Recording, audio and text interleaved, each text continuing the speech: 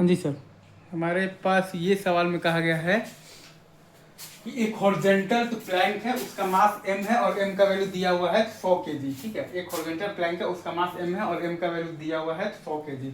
और वो प्लैंक का लेंथ दिया हुआ है आपके पास l बराबर 10 मीटर दिया हुआ है, राइट। वो प्लैंक का लेंथ आपके पास दिया हुआ है l बराबर 10 मीटर है, राइट। और वो बेसिकली हॉरिजॉन्टल प्लैंक रखा हुआ है स्मूथ हॉरिजॉन्टल सरफेस पर रखा हुआ, मतलब हुआ है म्यू बराबर 0 पर। वो हॉरिजॉन्टल प्लैंक रखा हुआ है स्मूथ हॉरिजॉन्टल सरफेस पर रखा हुआ है म्यू बराबर 0 पर, राइट। अब अगर आप ध्यान दीजिएगा तो वो बेसिकली तो प्लैंक के एक एंड पर एक बॉय है ऑफ मास m1 बराबर 80 kg। वो प्लैंक के एक एंड पर एक बॉय है ऑफ मास m1 बराबर 80 kg। और वो प्लैंक के दूसरे एंड पर एक और बॉय है ऑफ मास m2 बराबर है 20 kg। वो प्लैंक के दूसरे मतलब कि एंड पर एक और बॉय है ऑफ मास m2 बराबर है 20 kg, राइट। तो हमें ये बताना है कि find the displacement of the plank when the two boys interchange their positions. हमें ये बताना है कि find the displacement of the planks when the two boys interchange their positions. तो मतलब कि हमने मान लिया है कि m1 का डिस्प्लेसमेंट है बेसिकली x है, बेसिकली तो राइट डायरेक्शन में। तो m का डिस्प्लेसमेंट ऑटोमेटिकली आ जाएगा 10 - x आ जाएगा तो लेफ्ट डायरेक्शन में। और m2 का डिस्प्लेसमेंट आ जाएगा आपके पास 20 - x आ जाएगा तो लेफ्ट डायरेक्शन में, राइट। हमने ये माना है कि m1 का डिस्प्लेसमेंट है आपके पास x है राइट डायरेक्शन में, तो m का डिस्प्लेसमेंट आपके पास आ जाएगा 10 - x आ जाएगा लेफ्ट डायरेक्शन में। और m2 का भी आपके पास डिस्प्लेसमेंट आ जाएगा 20 - x आ जाएगा लेफ्ट डायरेक्शन में, राइट।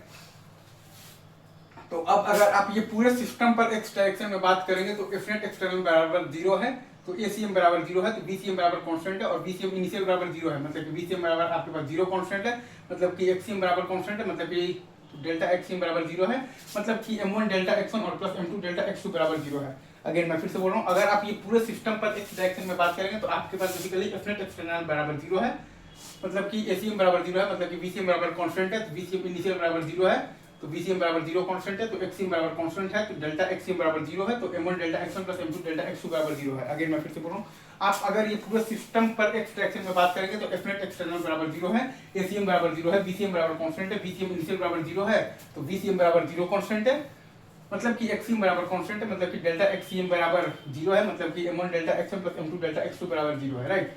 तो वही काम हम लोग करेंगे, तो 80x माइनस आ जाएगा 100 into 10 - x minus 20 into 20 - x और बराबर 0, तो x बराबर आ गया है 7 मीटर। अगेन मैं फिर से बोल रहा हूँ, हमने यहाँ पर लिखा है कि 80x माइनस 100 इंटू 10 - x और माइनस 20 इंटू 20 - x और बराबर है आपके पास 0, तो x बराबर आपके पास आ गया है 7 मीटर।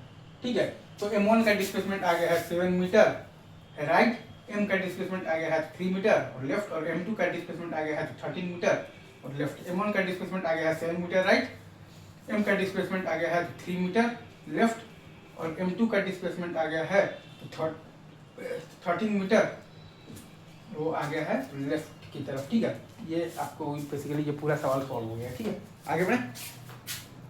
ठीक है सर, इजी।